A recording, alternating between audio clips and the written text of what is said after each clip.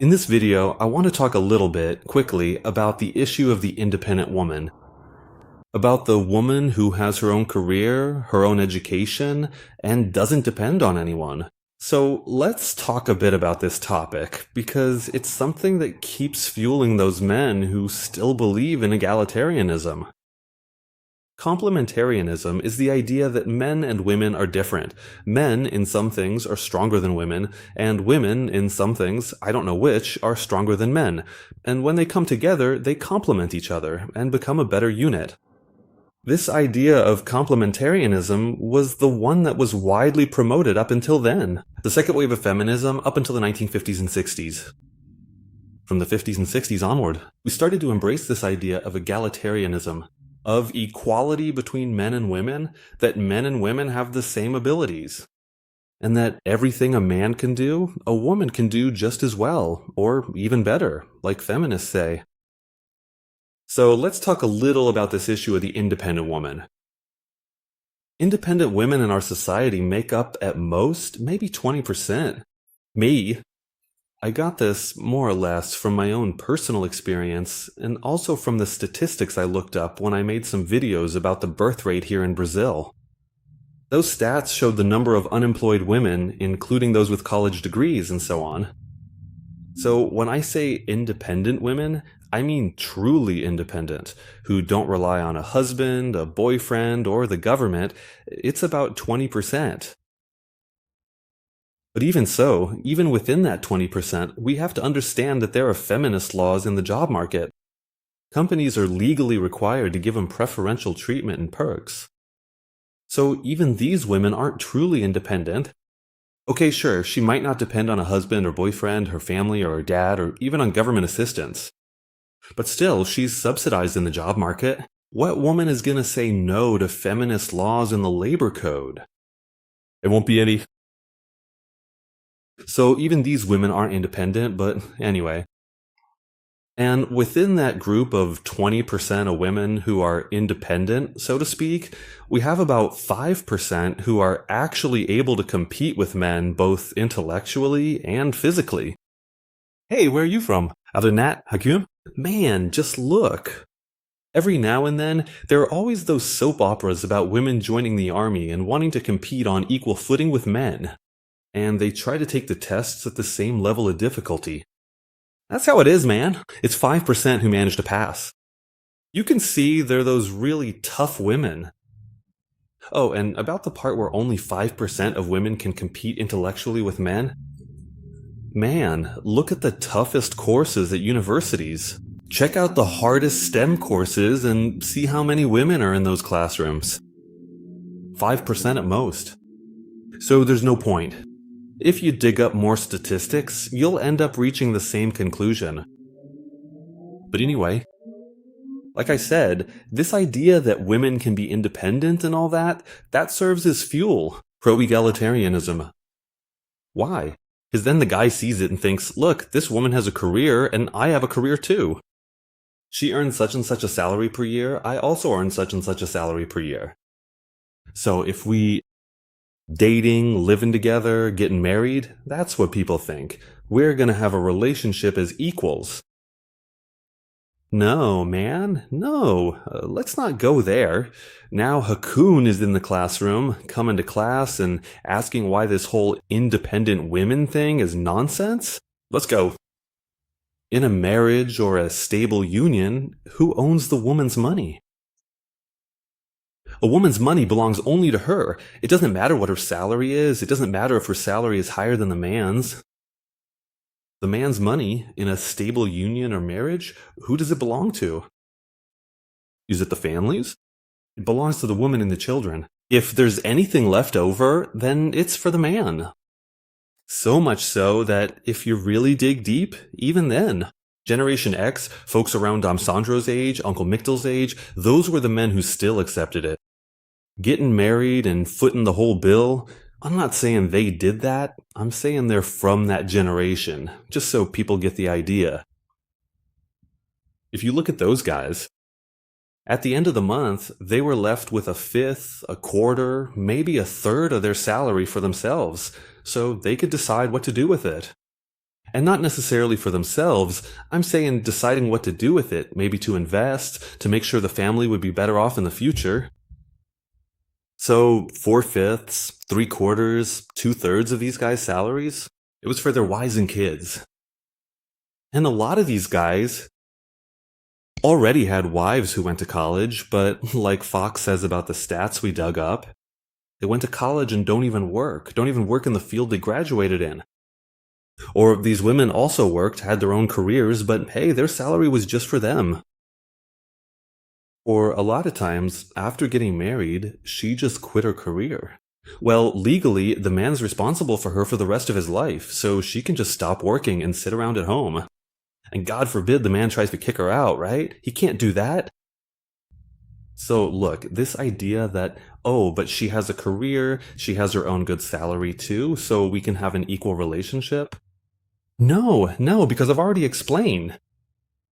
In a serious relationship, in marriage, in a civil union, the man's money belongs to the family, but the woman's money is only hers. And there's something else that people still haven't realized. The simps out there still haven't noticed, and it's this. Hypergamy? Hypergamy? Well, women, she has a salary, she has a career. Let's say she makes 50,000 reais a year. That's a high salary. Now think about this. So is she gonna get into a serious relationship with a guy who makes 30,000 a year? No. 40,000 a year? No. 50,000 a year? Maybe, if he has some family resources, he could be a guy who he might not be that successful professionally or financially, but he has an inheritance, he comes from a wealthier family. In that case, maybe the woman would accept it because it offers some security.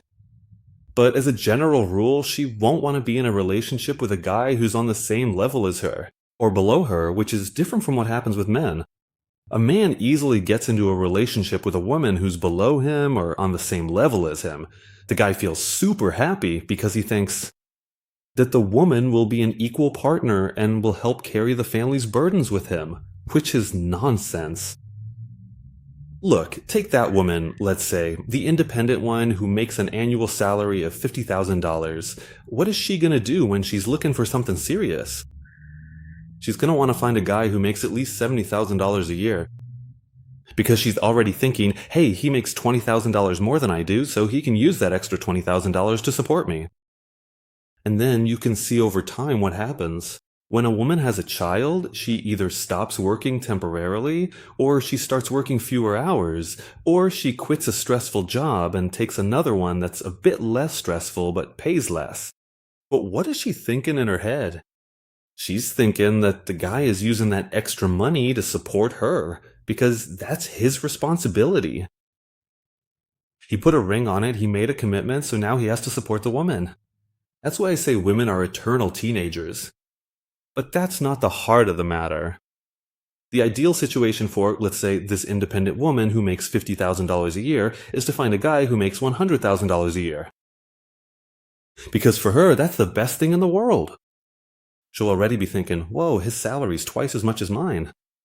That means if I get into a serious relationship with him, marriage, stable and long term, I can stop working. He'll support me, I'll take care of the house. Look how wonderful that is, you know? With the amount of appliances we have these days, just think how long it actually takes someone to keep a house in order. Notice that nowadays, most workers get meal vouchers. A woman, a housewife these days, she doesn't even need to make lunch for her husband. At most, she might prepare something at night. And even the ones who still make some food for their husbands when they get home from work at night are becoming more and more rare. So think about it, this woman, she had a job making 50 grand, she married a guy who makes 100 grand, and she just stopped working, but she still wants him to support her. She wants a 50 grand lifestyle to be a housewife, and at most, what does she do? Maybe 2, maybe 3 hours of housework at home. Look, the person has a certain lifestyle. 50,000 reais to work 3 hours a day? Oh my god, but it's 7 days a week. Dude, 3 hours a day. Seriously, right guys? Vagina prints money. So look folks, don't come at me with that idea. I know for the red pill crowd who've been on the channel for a long time, they don't fall for that anymore. But some people might still show up here. Some blue pills, some purple pills, wanting to know a bit more about MGTOW, about the opinions and philosophy on these relationship issues. So there's no use, you have to rip off that band-aid, you have to get rid of that band-aid of this idea. This silly idea about women being independent and powered and all that, because that's a tiny minority, right? And even the independent ones, they're being subsidized by someone. They're being subsidized by everyone through labor laws and the job market. Later on, they're going to be subsidized by everyone through Social Security, with women retiring earlier. So this whole thing about independent women doesn't exist. There would only be independent women if the state didn't exist. And the worst part is that this idea of the independent woman makes a lot of men fall into the trap, thinking you're going to have a relationship with a woman as equals, a partnership where she's going to help the guy. Not a chance. Hypergamy demands that the woman finds a man who's above her, and not only that, hypergamy demands that the man keeps subsidizing and supporting the woman, because otherwise she freaks out. But the main question is this: what does the man get in return for this sacrifice, for all this extra work? Nowadays, and actually for a few decades now, nothing. In fact, the work keeps getting bigger and the rewards keep getting smaller. As I've already mentioned in a community post on my channel, I had the pleasure this past year of hearing a conservative woman, Threadfoot, say that the fact that a man supports the household, pays her and her child's bills, isn't enough. On top of that, he still has to help take care of the child. So look, you work 50, 60 NRs to support the lazy, miserable woman? And the child she pressured you to have, that she demanded you give her because she wanted kids, that's not enough anymore? You have to come home and still change dirty diapers and play babysitter because supporting the woman to do that isn't enough? There's no point, guys. Go your own way. There's nothing you can do. And I know this video here is it's already old news for those who follow the channel, but that's the thing. Not just my channel, but other channels in the Brazilian manosphere are growing, and every now and then, we still have to prepare some review content for the new people who are joining in.